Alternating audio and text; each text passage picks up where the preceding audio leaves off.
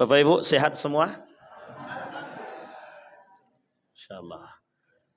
Sebelum kita mulai, di musola ini sudah kita kaji Fir'aun dulu. Jangan kencang-kencang bilang belum. Nampak betul pengen tahu Fir'aun gitu. Insyaallah. Siap. Belum, Fir'aun belum ya. Fir'aun. Dia ada 3 serangkai itu. Fir'aun, Qarun, Haman. Baik. Bapak Ibu sekalian yang berbahagia, di malam hari ini saya ingin menyampaikan tentang tanda-tanda dekatnya kehancuran satu negeri. Jangan dibayangkan tapi ya. Nanti digandeng Pak, digandeng tanda-tanda kebangkitan satu negeri. Insya Allah kalau Allah panjangkan umur. Jadi nanti detik-detik kehancuran satu negeri itu sebabnya apa? Dan nanti akan kita gandeng, akan kita dampingi dengan detik-detik kebangkitan Islam atau kebangkitan satu negeri yang berpegang teguh dengan agama.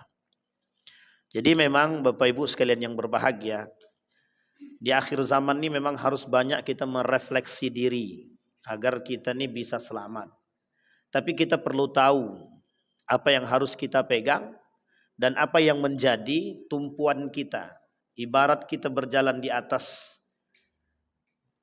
paku yang tajam, kita berjalan tidak mungkin kencang, pasti pelan-pelan. Karena kita khawatir paku yang tajam itu menusuk kepada kaki kita. Ulama Syekh Ramadan Al-Buti, ketika Syekh Ramadan Al-Buti berkata, hidup ini kalau tidak ditopang dengan akidah dan iman, niscaya hidup ini tak ada guna, sia-sia saja. Syekh Abdul Razak sampai mengatakan begini, wa kaifa yattaqi fa innahu la yadri kaifa yattaqi. Bagaimana seseorang itu bertakwa sementara dia nggak ngerti apa yang harus dia buat untuk ketakwaan itu. Dalam terjemahan yang lain, kaifa yattaqi, bagaimana seseorang itu takut. Wa ma yadri kaifa yattaqi, dan ma yattaqi, dan bagaimana dia bisa takut kalau seandainya dia tidak tahu apa yang ditakuti. Nah, ini salah satu alasan kenapa kita perlu mengetahui bagaimana seseorang itu bisa membangkitkan atau menumbuhkan kebangkitan itu kalau dia tidak tahu gejala-gejalanya itu. Saya mengutip daripada perkataan Profesor Dr. Sayyid Naqib Al-Attas. Kata Profesor Dr. Sayyid Naqib Al-Attas itu, kehancuran generasi itu banyak sebab. Kehancuran peradaban Islam ini banyak sebab. Sehingga sebab-sebab kehancuran peradaban Islam ini harus diketahui oleh umat muslim agar dia punya stepping stone, kata bahasa lain itu. Stepping stone. Agar dia punya batu loncatan atau tingkatan untuk bisa menempuh kebangkitan itu kembali. Kalau kata Ustaz Adi Hidayat itu, ya kita harus bangkit. Tapi bagaimana cara kita harus bangkit? Ya kita harus paham dulu apa yang menjadi kegagalan kita. Kita harus paham apa yang menjadi kegagalan kita. Maka Bapak Ibu, malam hari ini kita akan coba sampaikan tanda-tanda dekatnya kehancuran satu negeri. Berarti Ustaz kita diambang kehancuran. Tenang. Tidak perlu khawatir. Orang beriman, insya Allah mati dalam beriman, insya Allah masuk surga. Tapi kalau dia mati dalam keadaan kafir, mati masuk neraka. Kata Allah di dalam Al-Quran, dalam surat Hud ayat 100. Dzalika min anba'il qura, min anba'il qura. Naqussuhu 'alaik minha qa'imun wa hasid. Itulah sebagian daripada berita-berita negeri yang telah dibinasakan, yang kami ceritakan kepadamu Muhammad. Di antara negeri-negeri itu ada yang masih kedapatan bekas-bekasnya, dan ada pula yang telah musnah. Kapan waktu kita coba angkat. Ada kaum Samud, kan gitu, ada kaum Samud, ada kaum Ad, dan ada kaum Khuza'ah yang pernah dihancurkan dan diusir. Ada Quraisy, ada Bani Israel dengan karakteristik dan kriteria mereka. Dan kaum-kaum ini itu dihancurkan oleh Allah bukan tanpa sebab. Dihancurkan oleh Allah karena memang ada sebab. Menjaga kekokohan iman agar tidak terperosot dan terpeleset dalam jurang-jurang yang tidak diinginkan, itu wajib. Maka kita khawatir ketidaktahuan kita menyebab terjebaknya kita dalam kehancuran. Adapun tanda-tanda kehancuran satu negeri itu, kata Allah di dalam Al-Quran, wa kadzalika ja'alna fi kulli qaryatin akabira mujrimiha. Kata Allah, liyamkuru fiha wa ma yamkuruna illa bi anfusihim wa ma yash'urun. Kata Allah, dan demikian kami adakan pada tiap-tiap negeri pembesar-pembesar yang jahat agar mereka melakukan tipu daya dalam negeri tersebut. Dan mereka tidak memperdayakan melainkan diri mereka sendiri, sedang mereka tidak menyadarinya. Berarti sengaja Allah ciptakan penguasa-penguasa yang zalim itu, Pak Ustaz? Bukan sengaja. Sekarang saya tanya Bapak Ibu, di mana Bapak Ibu bisa mengatakan baik itu baik? Kapan kita bisa katakan baik itu baik? Kalau ada yang jahat. Kapan kita katakan orang itu kaya kalau kita nampak orang itu tidak atau kurang berkecukupan? Kaya lawan katanya bukan miskin. Lawan kata kaya itu berkecukupan. Maka banyak orang kaya tapi miskin. Kenapa? Orang kaya yang tidak berkecukupan.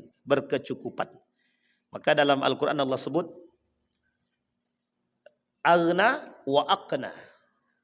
La'allahu aghna wa aqna. Kata Allah, aghna kaya, wa aqna orang yang puas, merasa berkecukupan. Ada orang yang tidak pernah merasa berkecukupan. Nah, orang yang miskin itu di dalam Al-Quran itu orang yang tidak pernah merasa berkecukupan. Sehingga sekalipun dia punya rumah melimpah, tapi ketika masih punya sifat tidak merasa tidak cukup, itulah yang disebut dengan miskin. Karena dia pasti akan terus kejar. Baik, jadi lawan katanya itu. Kita terjemahkan tadi sudah. Sekarang kita lihat tafsirnya Bapak Ibu. Kata Allah dalam Al-Quran, kami ciptakan, kami jadikan sebagian di antara para pembesar-pembesar itu di tengah kalian itu akabira mujrimiha yang jahat. Agar kalian tahu, liyamkuru fid din. Dan mereka akan melakukan tipu daya kepada kalian. Dan sesungguhnya mereka sedang membuat tipu daya pada diri mereka sendiri. Ini contohnya adalah penguasa-penguasa yang zalim. Penguasa yang zalim ini, mengapa Allah tampilkan ke hadapan kita agar kita tidak mencontoh perbuatan tersebut? Satu.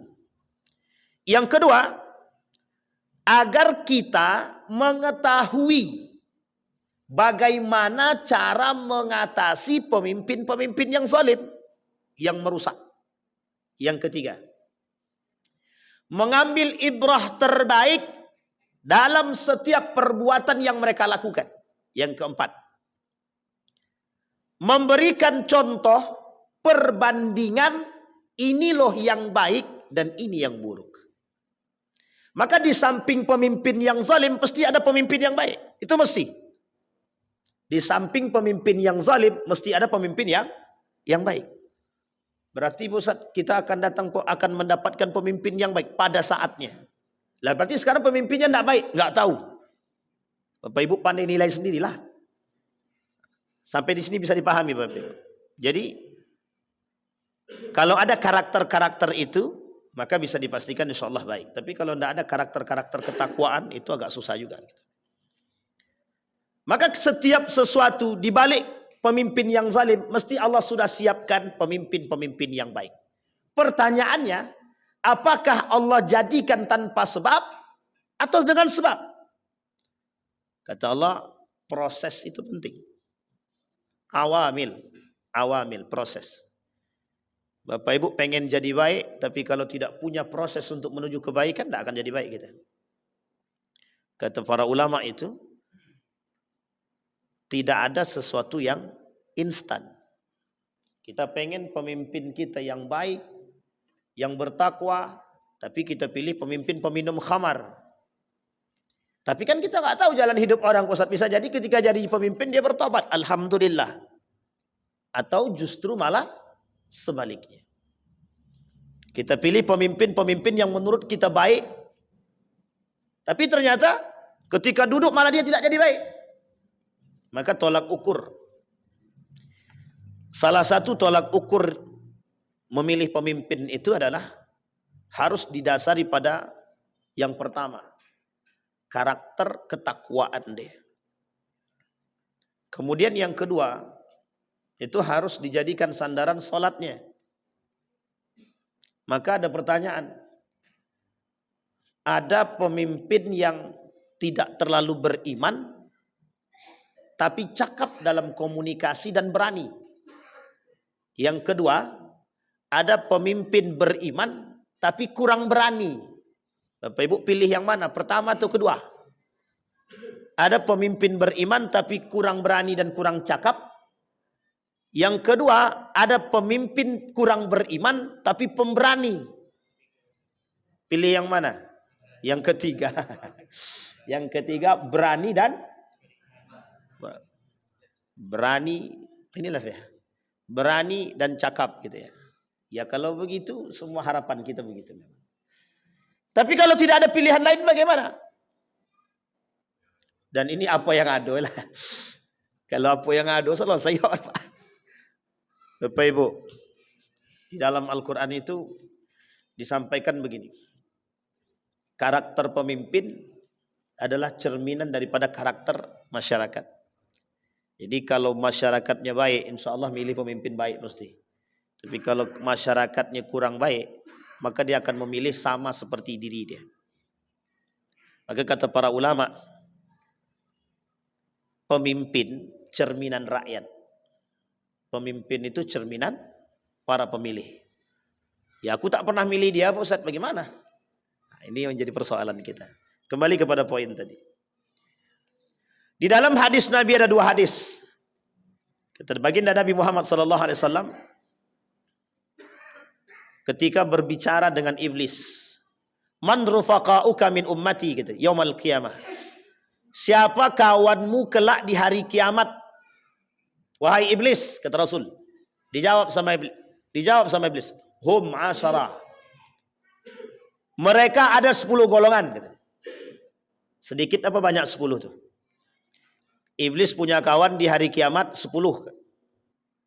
Satu di antaranya sultan dan jur. Pemimpin yang zalim. Pemimpin yang. Tapi ingat, di balik pemimpin yang zalim, dalam hadis yang lain justru Nabi katakan, salah satu di antara pemimpin, di antara orang-orang yang mendapatkan naungan terbaik di hari kiamat, imamun adil. Pemimpin yang sangat adil, yang baik. Jadi gandeng. Jadi imbas. Sama. Kalau dia baik, maka imbalan terbaik. Kalau dia tak baik, maka imbalan yang tak terbaik. Bahkan dikatakan dalam riwayat yang lain itu sittatun yadkhulun nar qabla al-hisab. Ada 6 perkara masuk neraka itu tanpa perlu dihisap. Satu di antaranya pemimpin yang zalim. Jadi masuk neraka tanpa hisap, ada masuk surga tanpa hisap. Masuk neraka tanpa hisap ada 6, masuk surga tanpa hisap juga banyak. Jadi salah satunya itu. Maka selalu digandeng. Maka Bapak Ibu, kata Allah, kami akan tunjukkan kepada kalian dalam setiap dalam setiap kabilah-kabilah tersebut pemimpin-pemimpin yang zalim. Kalau Fir'aun sudah biasa. Dia bukan Islam. Kafir. Fir'aun bukan Islam. Quraisy bukan Islam. Dan kabilah-kabilah yang lain, Heraklius bukan Islam. Zoroaster pada masa Persia bukan Islam. Babilonia pada saatnya bukan Islam. Ini yang saya sebutkan ini adalah negara-negara yang berkuasa pada masanya. Abraha bukan Islam. Semua kelompok ini punya kekuasaan pada masanya yang berkuasa pada saat itu dengan kezaliman. Kalau kita rujuk sejarah itu, mesti kita dapatkan, kita temukan. Hitler pada masanya menjadi seorang pemimpin yang tragis dan bengis, membunuh kaum-kaum Yahudi dalam sejarah itu. Sampai di sini paham ya Pak Ibu? Itu semua bukan Muslim, bukan Muslim. Kembali lagi, sejarah yang lain. Ketika seorang pemimpin yang bernama Heraklius itu, atau kemudian yang menjadi musuh Nabi Daud alaihissalam, bukan Muslim. Ketika Belanda, bukan Muslim. Ketika Portugis, bukan Muslim. Penjajahan yang mereka lakukan dengan kebengisan, yang kita kenal dengan program-program mereka, kerja rodi, penyiksaan, bukan Muslim.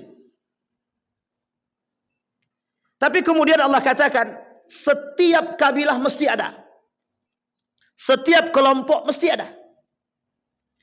Jadi kita nggak perlu kaget kalau di antara kita, di antara kabilah kelompok kita akan muncul para pemimpin-pemimpin yang zalim. Kata Nabi, al-khilafatu min ba'di 30 sanah, 30 tahun setelah kepemimpinan Nabi akan muncul mulkun adud, pemimpin yang zalim, diktator, otoriter. Itu 30 setelah kepemimpinan setelah Nabi. Kalau kita rujuk kepada sejarah, nampak semua. Syria dengan gayanya Bashar Assad 50 tahun lebih. Dan semua itu ada masanya masing-masing. Yang kita lihat dalam gaya dan bentuk. Tapi Nabi kata 30 tahun setelah kepemimpinan, orang ini jauh semua.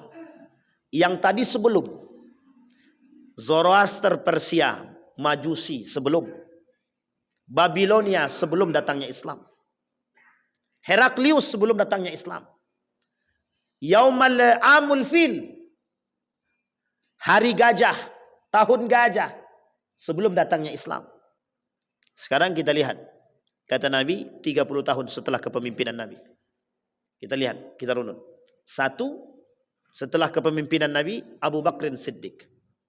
Umar bin Al-Khattab 2 tahun lebih. Umar bin Al-Khattab 10 tahun.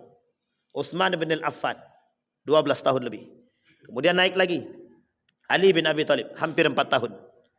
Turun ke bawah Al-Hasan 7 bulan. Dikumpulkan semua 30 tahun lebih sedikit. Perkataan Nabi. Muncul setelah itu, kepemimpinan setelahnya Muawiyah bin Abi Sufyan, Yazid bin Muawiyah, Muawiyah kedua, Muawiyah pertama, Muawiyah kedua, dinasti Umayyah. Turun ke bawah Abbasiyah, turun ke bawah sampai Andalusia, turun ke bawah, muncul yang disebut dengan dinasti Utsmaniyah. kepemimpinan Utsman. Bukan Utsmannya, tapi dari keturunan-keturunan Utsmaniyah, Turki Utsmani. Sampai di sini paham. Perhatikan baik-baik dalam setiap kelompok ini. Setiap kelompok-kelompok ini, hancurnya kerajaan itu di tangan pemimpin-pemimpin yang zalim. Kita lihat kepemimpinan Yazid ibn Muawiyah, awal kehancuran dinasti Umayyah, awal kezaliman dilakukan. Jadi kalau Bapak Ibu bertanya, pada masa siapa terjadi nepotisme pertama dalam kerajaan Islam? Terjadi pada masa Muawiyah ibn Abi Sufyan yang mengingkari perjanjian bersama dengan para ulama dan sahabat. Siapa yang dia pilih? Yazid ibn Muawiyah, yang sebagian besar daripada ulama Syam Damaskus ketika itu menyepakati akan kefasikan Yazid. Kezaliman Yazid diketahui dengan minum khamarnya, main perempuannya, judinya, itu yang dilakukan oleh Yazid ibn Muawiyah. Sampai di sini paham, Pak? Dari dinasti Umayyah, di akhir kepemimpinan dinasti Umayyah, mulai para pemimpinnya cinta kepada dunia, harta, main perempuan. Mohon maaf. Ini agak sedikit sensitif, tapi harus kita sampaikan. Karena faktor runtuhnya dinasti Umayyah itu di situ. Yang ketiga, nepotismenya tinggi. Nepotismenya tinggi. Sehingga mohon maaf, dinasti Abbasiyah melihat kekacauan yang terjadi, tak lagi percaya dengan dinasti Umayyah, mereka berperang, Pak, perang saudara. Direbutlah kekuasaan dinasti Umayyah oleh dinasti Abbasiyah dengan cara sama. Ketika dia merebut kepada Al-Hasan, itu juga yang dilakukan oleh dinasti Abbasiyah, termasuk salah satu niat mereka membalas dendam atas kematian daripada keluarga baginda Nabi Muhammad SAW. Jadi Pak, di balik sejarah munculnya dinasti Abbasiyah itu Bapak Ibu, ada rasa kebencian dan dendam yang tertanam akan atas terbunuhnya keluarga baginda Nabi Muhammad SAW. Dinasti Abbasiyah ini bagian daripada keluarga Nabi. Kita mulai. Dinasti Abbasiyah. Di antara kelompok dinasti Abbasiyah, ada tak pemimpin yang zalim? Ada. Di akhir kepemimpinan dinasti Abbasiyah, 2 khalifah terakhir. Hampir. Apa yang tak mereka lakukan? Pemimpinnya memperkaya diri. Cinta terhadap harta juga. Yang kedua, nepotisme kencang. Yang ketiga, perjudian merajalela. Perjudian merajalela. Jadi ketidakadilan nampak mulai muncul pemimpin-pemimpin yang otoriter, diktator. Yang tidak suka, geser. Yang menentang, bunuh. Sampai sini paham ya Bapak Ibu ya? Kan Indonesia pernah terjadi pada masanya. Jadi ini harus paham. Jadi dinasti Umayyah, ketika kekuasaan berada di antara kondisi yang tidak stabil, yang kezalimannya mulai meningkat, itu tanda-tanda kehancuran mulai nampak. Runtuh, berpisah, berpencar sebagian kerajaan-kerajaan Islam yang kecil, yang tadinya masih bergabung dengan dinasti Abbasiyah. Apa yang terjadi? Mongol membumi hanguskan dinasti Abbasiyah, dihabisi semua. Satu di antara peninggalan paling cemerlang pada masa dinasti Abbasiyah itu ada yang disebut dengan perpustakaan. Jadi pada masa itu nanti ada dalam sejarah itu perkembangan teknologi, ilmu pengetahuan dan teknologi dalam Islam itu dimulai di akhir kepemimpinan dinasti Umayyah, disambung dan dilanjut pada masa dinasti Abbasiyah. Itu cemerlang sekali. Pada saat itu, di akhir kepemimpinan dinasti Abbasiyah, nah muncul semua Pak. Gara-gara penyakitnya sederhana. Cinta terhadap dunia. Cinta terhadap kekuasaan. Mohon maaf Pak. Kalau orang sekarang pada rebutan kekuasaan, mohon maaf. Itu sudah terjadi pada masa dinasti Umayyah. Sudah terjadi pada masa dinasti Abbasiyah. Andalusia, Turki Utsmani. Coba. Tidak ada tidak tuh. Semua perebutan kekuasaan. Kita lihat. Di situ. Di akhir kepemimpinan. Allah tampakkan semua. Hancur Pak. Bahkan kata dalam sejarah Mongol itu, saking bengisnya kelompok Mongol ini Pak. Ini kalau saya gambarkan begini Pak. Jadi orang Mongol ini, Bapak Ibu tahu tembok Cina ya? Tembok Cina tahu? Di perbatasan tembok Cina itu Pak, mereka hiduplah orang-orang yang mata dia sipit tapi badannya kokoh dan bengis kalau membunuh tanpa ampun. Nah, itulah dia yang disebut dengan Mongol tuh. Bapak Ibu tengok dalam, tidak usah jauh-jauh, buka aja Google karakter bangsa Mongol. Tuh nampak semua tuh Pak. Bengis. Maka sampai para ulama ada yang mengatakan bahwa bisa jadi Ya'jud wa Ma'jud itu ya Mongol itu. Kata mereka. Pokoknya bengis Pak. Sadis Pak. Mongol tuh sadis, sangat sadis. Bukunya nggak terlalu tebal, mungkin sekitar 600 halaman lah. Bacalah tentang Mongol itu. Ya Rab. Oh itu kalau kita lihat yang tumbuh tuh semangat emosi. Berani tak berani belakangan dulu. Tapi kalau nengok karakternya Pak. Kalau kita baca karakter mereka dalam membunuh dinasti Abbasiyah itu. Ya Arab. Pengen rasanya kita ikut berjuang bareng gitu. Karena memang minta ampun Pak. Sampai digambarkan itu. Bisa jadi ini Ya'jud wa Ma'jud. Gitu. Baik. Kembali kepada poin tadi. Hampir di setiap kabilah-kabilah ini. Yang Islam pada masanya berjaya ini. Allah munculkan, Allah gambarkan orang-orang pemimpin-pemimpin yang zalim di antara mereka. Yang pertama baik, kedua baik, ketiga baik, yang kelima tidak baik. Khalifah yang kelima tidak baik.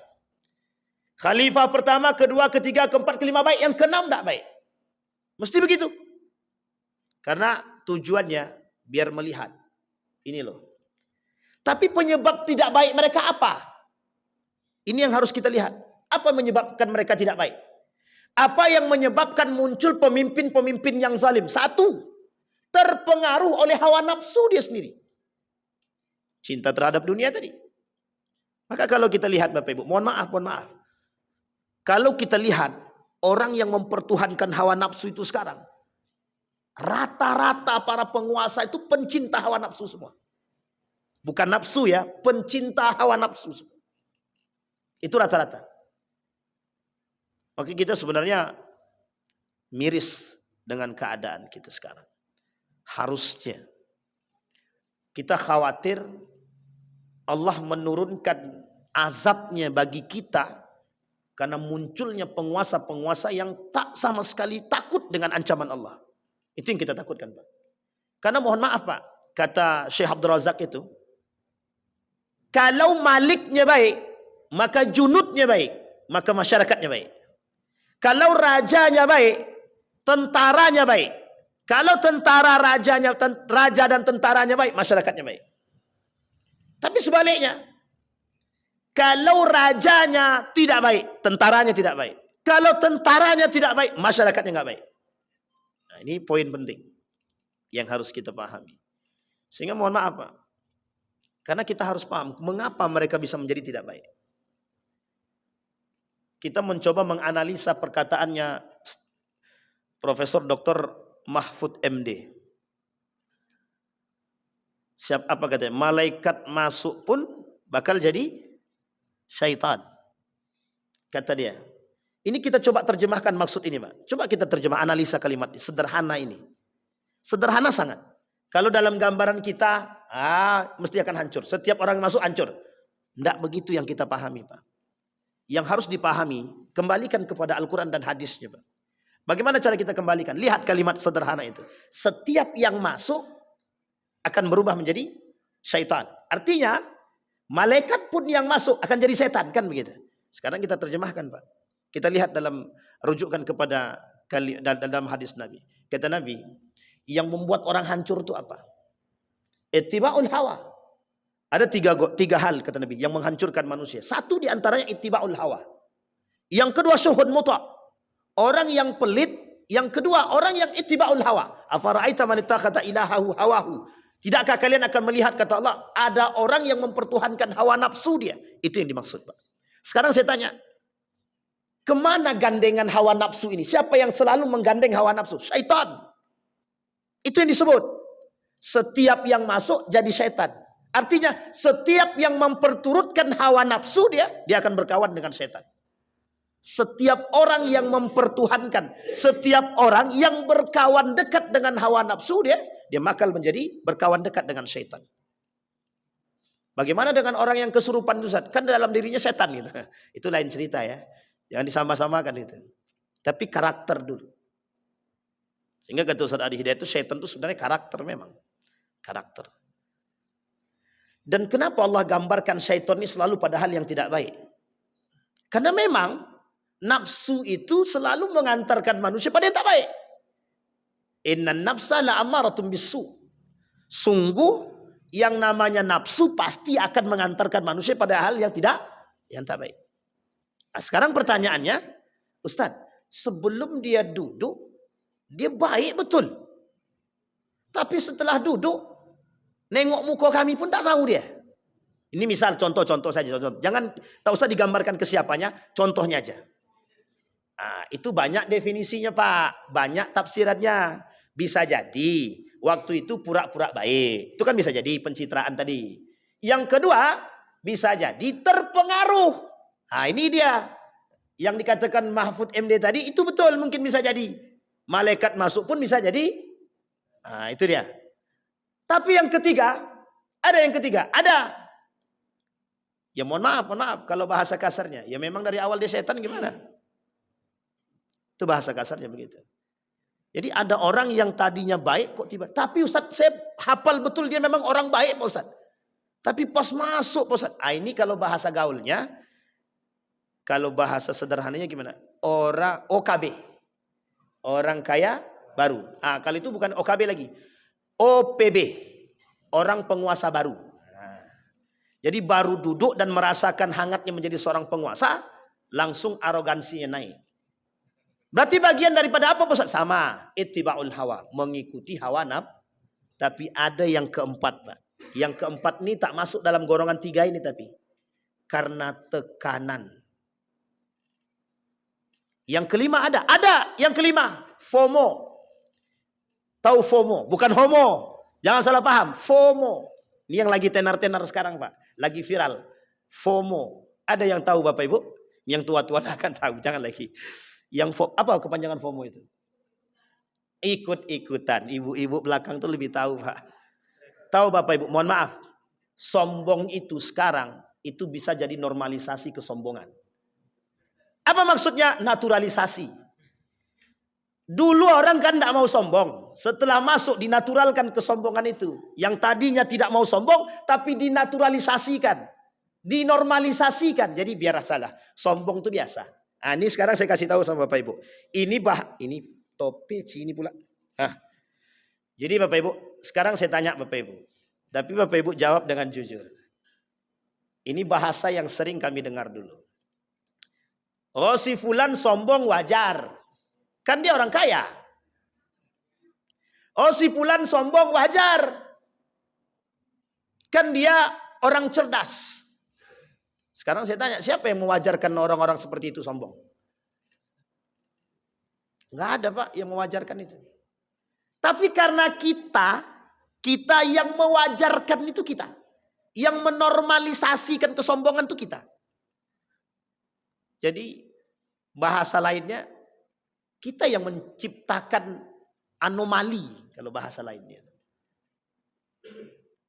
Dia wajar dia sombong, kaya dia. Awak apa yang mau kau sombongkan? Udah miskin. Mau kaya dia, mau miskin, tak ada Pak kewajaran sombong itu, tak ada. Tak ada sama sekali. Jangan kita ikut-ikutan dengan bahasa demikian itu. Kembali kepada persoalan FOMO tadi. Sekarang Pak, penyakit yang paling besar dan berbahaya, cukup berbahaya, itu FOMO itu Pak. Ikut-ikutan. Berbahaya. Kita ambil contoh. Di Sumatera, misalkan ya, contoh. Di Sumatera Utara, kepala dinasnya mobilnya itu A. Masa kita di sini kijang kapsul, nah gitu. Paham maksud saya ini ya? Ini ikut-ikutan Pak. Akhirnya iya juga ya. Kita masa kepala dinasnya kijang kapsul, ya paling tidak mercy lah gitu. Sampai sini paham ya Pak? Jadi kadang-kadang sombong itu ada karena ikut-ikutan. Kita ambil contoh lagi. Ini saya baru dapat beritanya. Beritanya langsung disampaikan itu. Di Hidayatullah itu. Mayoritas anggota dewan itu main judi online.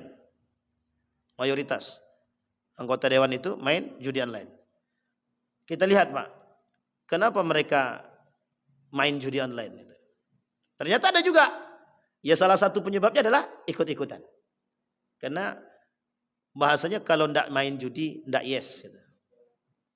Sampai sini paham ya? Sama Pak, karakter sekarang begitu. Anak-anak muda sekarang kan karakternya begitu. FOMO semua Pak.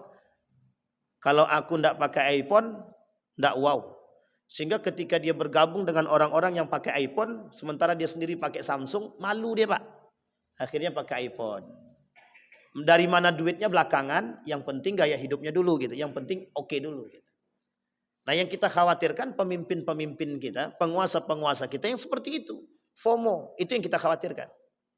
Mudah-mudahan tidak. Kita selalu berdoa kepada Allah agar pemimpin-pemimpin kita ini dijaga. Dan tidak didatangkan pemimpin-pemimpin yang zalim, yang memang mereka, mohon maaf, durhaka kepada rakyat dia. Itu yang kita tidak mau. Sampai di sini paham ya Bapak Ibu ya? Itu. Jadi ittiba'ul hawa, mengikuti hawa nafsu. Penyebab seorang pemimpin itu zalim adalah karena ittiba'ul hawa. Kenapa mereka yang tadinya baik menjadi tidak baik? Karena ittiba'ul hawa. Semua karena pengaruh hawa nafsu. Itu yang pertama. Sebab kehancuran satu negeri. Apa kata Allah dalam Al-Quran? Wa idh najjaynakum min ali fir'auna yasumunakum su'al adhab yudhabbihuna abna'akum wa yastahyuna nisa'akum wa fi dzalikum bala'um min rabbikum azim. Ini salah satu karakter. Contohnya Fir'aun. Fir'aun zalimnya jelas. Nah, maka ada 19 karakter Fir'aun dalam Al-Quran. InsyaAllah kapan waktu kalau kita ketemu lagi dengan izin Allah kita sampaikan. 19 karakter Fir'aun dalam Al-Quran. Kira-kira ada enggak pada diri kita yang 19 itu? Nah, itu pandai-pandailah.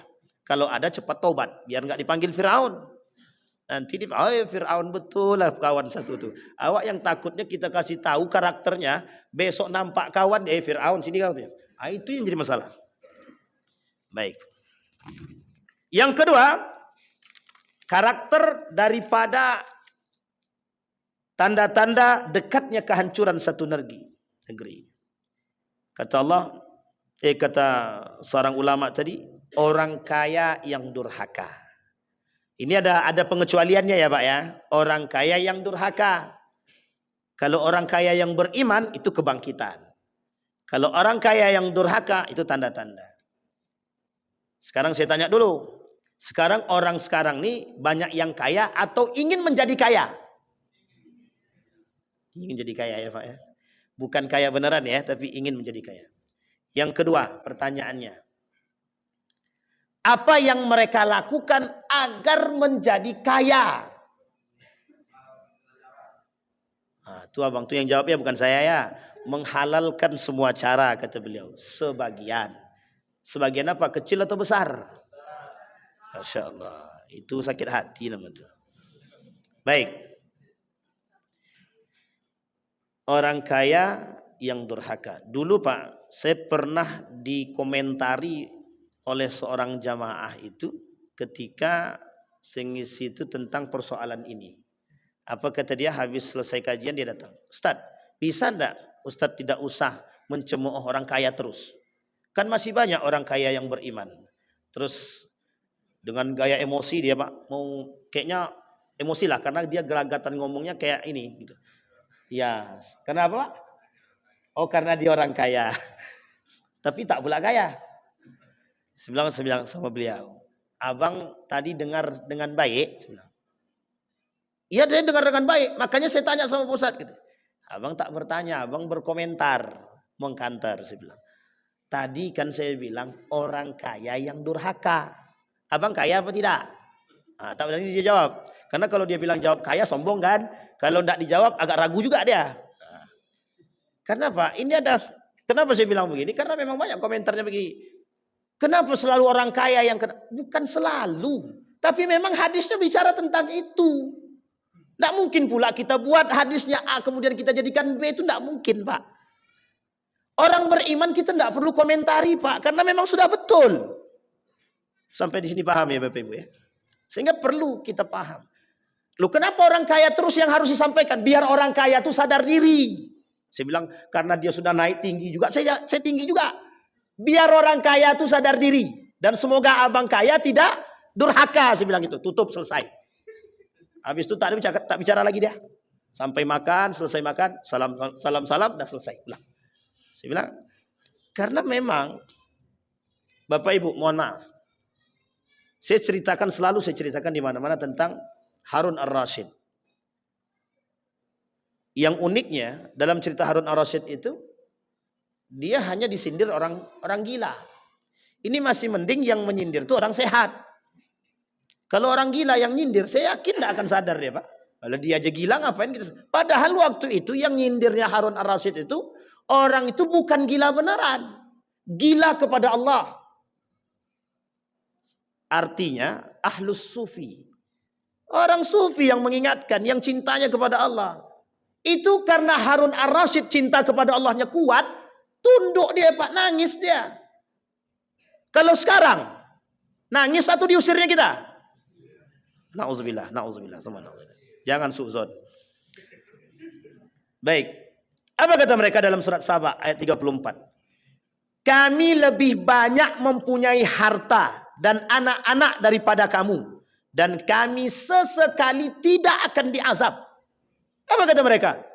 Bani Israel itu menentang Nabi Musa. Apa kata dia? Musa, kami punya banyak anak. Kami punya banyak harta. Tuhanmu sesekali tidak akan pernah mengazab kami. Sekali didoakan sama Nabi Musa, kalang kabut dia. Sampai sini paham ya? Musa, kau gila. Bukan Nabi Musa, Nabi Nuh. Kau buat perahu, padahal banjir tidak, hujan pun tidak. Coba bayangkan. Itu karakter, Pak. Karakter. Kalau Fir'aun ini udah mungkin kalau bahasa lain memang itu yang menjadi sandaran kezaliman. Tak ada manusia di muka bumi ini, tidak ada manusia di muka bumi ini sekarang lebih berbahaya daripada Fir'aun, itu tidak ada. Tidak ada. Paling sanggup, sombongnya, angkuhnya seberapa sih tingginya? Tidak ada apa yang melampaui Fir'aun, tidak ada. Tidak ada. Fir'aun itu sampai bilang sama Haman itu, bangunkan aku bangunan yang tinggi, sampai ke atas kalau perlu sampai ke langit. Aku mau tahu Tuhan Musa itu seperti apa. Coba sampai begitunya. Bukan lagi menentang Tuhan, mau tahu Tuhan itu seperti apa. Nah sekarang, manusia sekarang nih, saya tengok memang tidak separah Fir'aun, tapi hampir mirip karakternya, Pak. Ada yang bilang begini, mana Tuhanmu yang lihat itu? Nah, sekarang coba bilang sama Tuhanmu, Tuhan, saksikanlah aku sedang berzinah, kata dia. Kacau tuh manusia sekarang.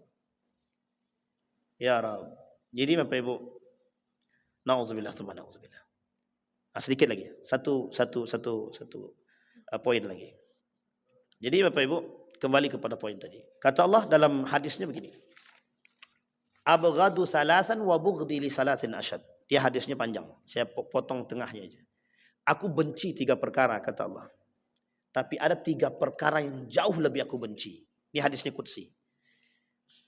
Yang 3 di antara 3 tadi, aku benci orang kaya yang sombong. Abghadu al-ghaniyil mutakabbir. Aku benci sekali dengan orang kaya yang sombong. Tapi lihat kalimat selanjutnya. Wa bughdi lil fakiril mutakabbir asyad. Tapi kebencianku terhadap orang miskin yang songong jauh lebih aku benci. Nah, itu yang kita maksud, Pak. Jadi mohon maaf. kekayaan itu anugerah dari Allah. Jangan sampai kekayaan dari anugerah, ya kekayaan yang Allah berikan sebagai bentuk anugerah ini kita samakan dengan atau menjadikan kita seperti Qarun yang mohon maaf merasa hebat terhadap harta yang dia miliki seolah-olah tidak ada campur tangan Tuhan. Salah satu karakter kesombongan seperti ini terhadap orang-orang yang memiliki harta itu mereka yang enggan berzakat dan yang tak mau bersedekah dan anti terhadap orang-orang yang fuqara wal masakin. Jadi kesombongan yang nampak dan keangkuhan terhadap orang-orang yang kaya itu adalah mereka yang tidak mau berzakat, yang tidak mau bersedekah, yang anti terhadap fuqara wal masakin. Dan yang terakhir itu orang kaya yang mendapatkan hartanya dengan cara yang batil. Itu yang paling penting. Mudah-mudahan ada manfaat bagi kita semua. Insya Allah kalau kita ketemu lagi dengan izin Allah kita sambung karakteristik tanda-tanda kehancuran satu negeri. Mudah-mudahan ada manfaat. Fa'tabiru ya ulil absar la'allakum tuflihun. Assalamualaikum warahmatullahi wabarakatuh.